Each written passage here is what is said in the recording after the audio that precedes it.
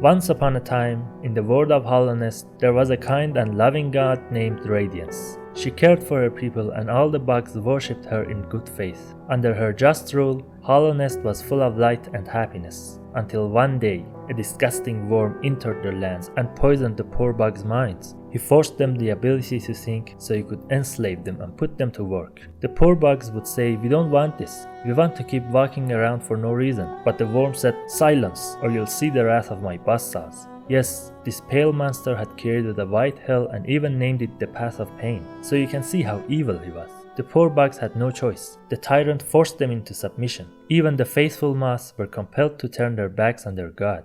In the new ungodly world, the pale devil created a society, and the bugs kept saying, "Oh Almighty King, we don't need a society. We want our beautiful god back." So he got angry and made them build tramways and stagways. The evil king would have them mine crystals for no reason. The hard labors of the day would leave no room for the bugs to pray to their god, and slowly they forgot her.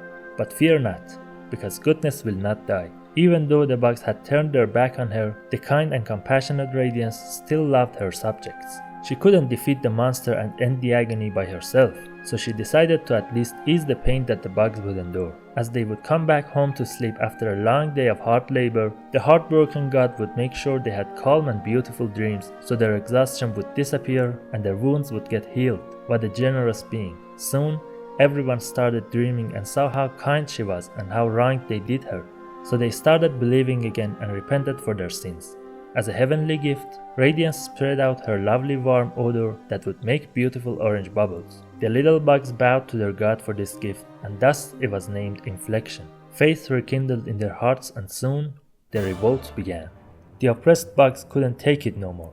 They wanted to overthrow the king so they could sleep and dream all day. They were chanting, "Down with the king, we want our unintellectual minds back." What was the cruel king's answer? "Close the gates, kill anyone who closes their eyes." And while people were dying for this king, what did he do? He was so corrupt and immoral that he started having intercourse with a tree, as no woman could tolerate this disgusting worm to bed with him. It was so painful for him to put his thing in there, but he kept saying, "No cost too great, no cost too great." He banged the tree 24/7, ignorant to the fact that the trees too can get pregnant. So when he realized he messed up, it was already too late and he wasn't pro-abortion. So he constructed a plot to solve all of his problems. When the tree gave birth to 100 little boys and girls, the king said, "Nah, one will do the trick." He then chose one and left the others in the basement so he doesn't have to pay child support. He was such a bad parent that he named him Hollow Knight.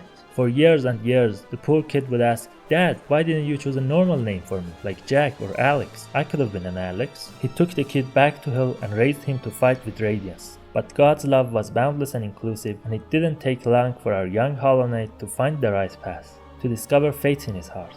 He wanted to join the rebels and bring down the monarchy.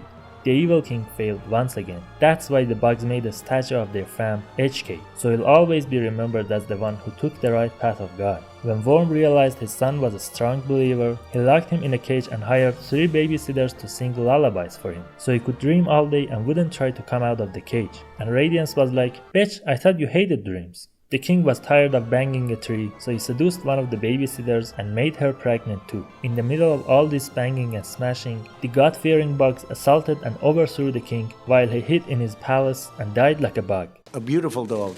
And thus began the age of light and love. Many years passed. The bugs were happy once again. They could just dream again and don't have to think about anything, while the beautiful marks of faith would appear on their bodies. The bugs who prayed harder would get bigger marks.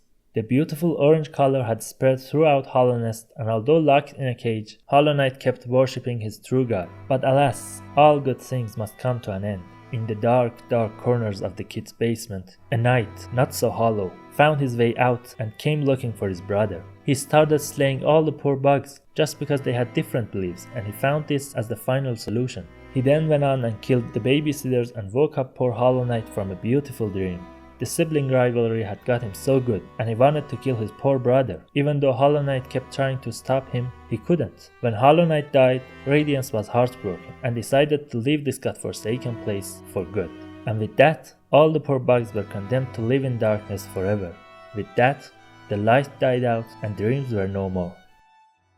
What's up folks, Old Soul here, and you just watched my first What If We Were the Bad Guys video. If you enjoyed, It would really help me if you subscribe to my channel and hit the like button. What game do you think I should do next? Tell me in the comment section.